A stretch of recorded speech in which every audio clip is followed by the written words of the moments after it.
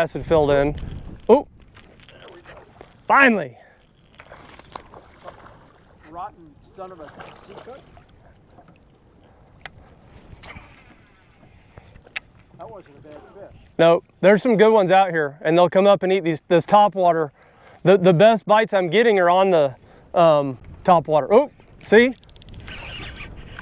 I told you, you get a bite, yeah, and then all of a sudden,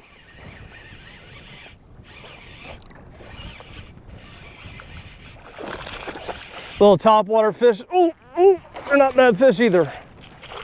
Little topwater fishing on grassy Lake Toho with my buddy Rick.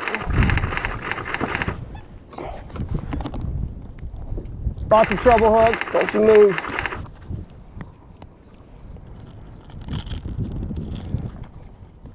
Come on. Oh, it's a nice one. We got some different weather conditions than what we've had recently. It's supposed to blow like 25 today, but we're out here on Lake Toho and it's cloudy and foggy. I don't know why, but that's about close to a 4-pounder. Rick just lost one right before that. We're in a big old field of grass and we're throwing topwater early. I told him, I said we should have had a bite by now. And then he jumped one off that was probably about the same size, wasn't it? Yep. So we're going to see what we can do in all this pepper grass. If you can't find grass on Lake Toho right now, you don't need to be bass. There is so much grass out here, it's unbelievable. And the water's low. And I actually like it when the water's low on this lake. I like puts all these fish offshore. But we're out here, don't know what we'll do the rest of the day. Right now we're throwing topwater. It's gonna change some things. I've been catching them on my CPF lure shad jerk when it's calm. And today it's not gonna be calm, so we might throw some other stuff. So stay tuned and we'll see how it turns out today. Like, oh, throw out here. One just, oh, he came back and sucked it under the water. Did you see that? I missed him. Not as big as the first one.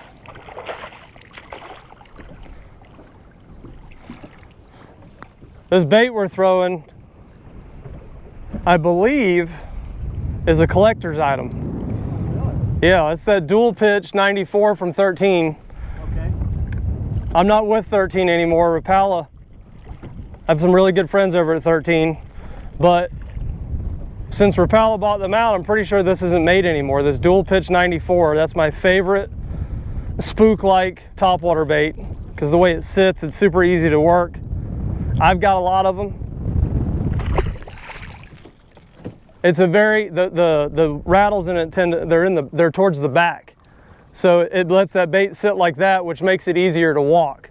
Some of those spook type baits that sit flat like this, yes, if you'll notice, you really have to concentrate on your cadence to get them to walk back and forth.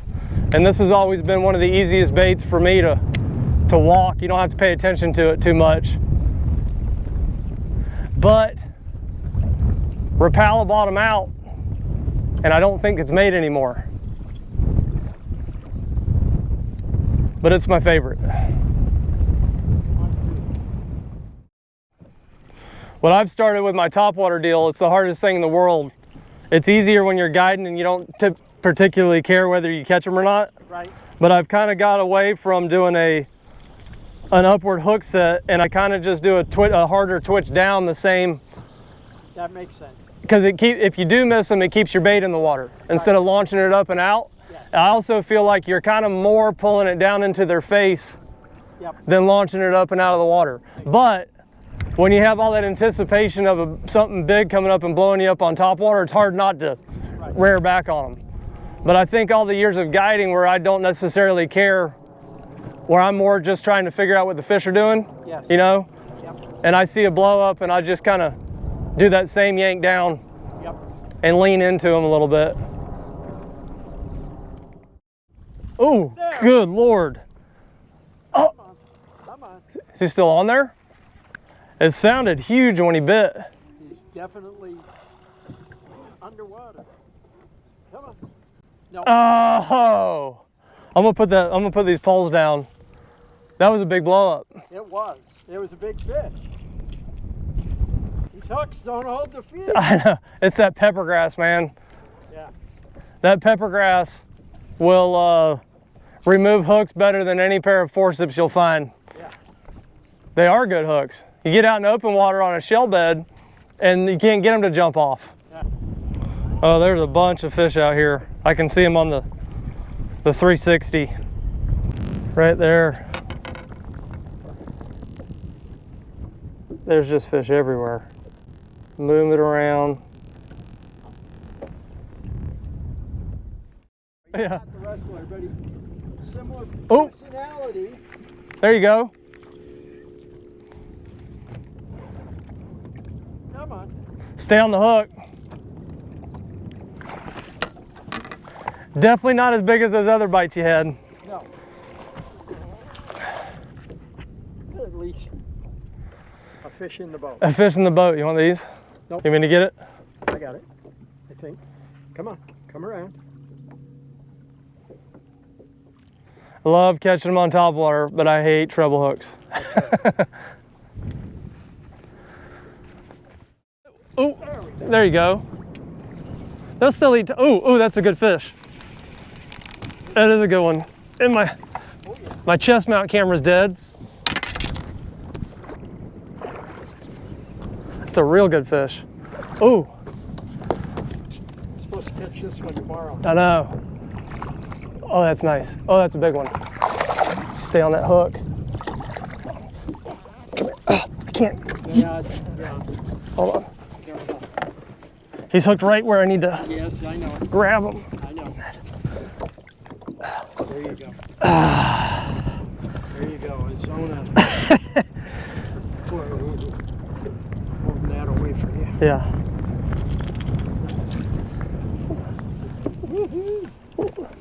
Look at that. That my man Rick just caught. And he's got a,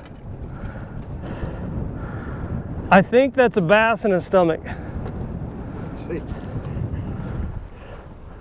That's awesome. Is that a bass's tail? It sure I looks can't like tell. That's not a bluegill tail. No. So, top water. Nice. And I don't know if you guys can see that, but I think he's ate another bass. So you just got a double. Yes. Sorta. Sort of. Nice fit. Let's get a weight on him. Woo! Medium light action. I think he weighs 7'2". Okay. I'm gonna be optimistic. All right. Yeah, I was optimistic. 6'10". 6'10". Yeah, I was saying 6. Man, he looks so much bigger than that though, doesn't he? He's just short. Yeah. Let's get a picture. Heck yeah. Yeah. Absolutely nothing. Out in the middle of nowhere. See, there's fish cruising around and nothing's touching them. Yep. Well, they may not be the size fish that are looking for something like that, you know. Right. I would imagine they probably eat bluegill that big, Yeah. but it's probably not what they're looking at first, because that thing would sit out like this and that. True. Basically, I what don't know that it's a hard plastic. Right. Bag. trying to catch him on what's the glide bait you're throwing? Yeah. What is it? The glide bait you're throwing? This is Texas swim bait. It's bluegill. Yeah, it's awesome looking. I'm not that big of a glide bait fisherman. I want to be, but I'm not. I'm gonna make myself learn because I want to.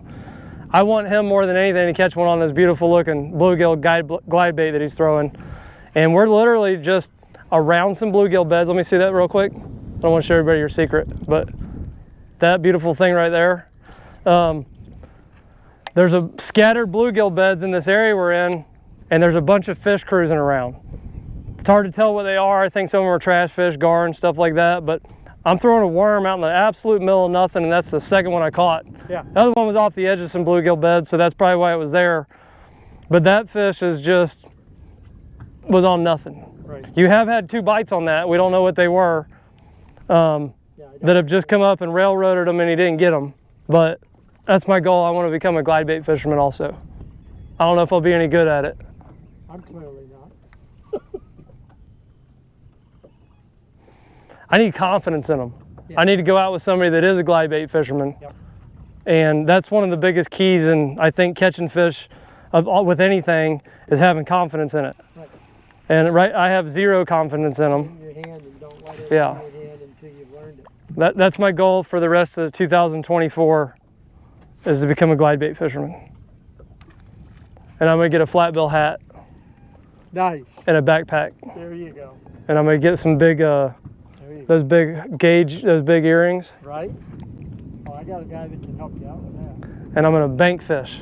I'm just kidding. Not gonna do that. Oh, it's just out in the middle of nowhere and it's gone. Oh. Now we have a sad story to tell. I literally just cut the camera because I filmed in looping and I was saving all the nonsense I was talking about a minute ago. The very next cast, something just railroaded his glide bait out there and it's gone. And I'm gonna assume that wasn't a bass. It was probably one of our big giant long-nosed gar that just ate his $130. $130 glide bait. It's out of stock again for the next 6 months. So, Oh no. That's why I throw worms. Yeah. No. first thing, Oh my gosh, that sucks. yeah. First thing Randy said to me, he says, that's too damn much money to spend on. There you go. There we go. Oh, oh. Oh, yeah, baby. That's a fish. Woo! Oh, he let go. That was bigger than the other one, wasn't it?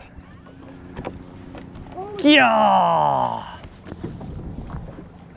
Oh, what the hell? What happened? Oh, it's ball up. Oh, it just balled up on you. Yeah. That was not on a bluegill bed, by the way. No, it's just out here. I felt on a slack line, I felt a dunk. Yeah. So I reeled in and said, oh yeah, there's somebody there. That was a big fish.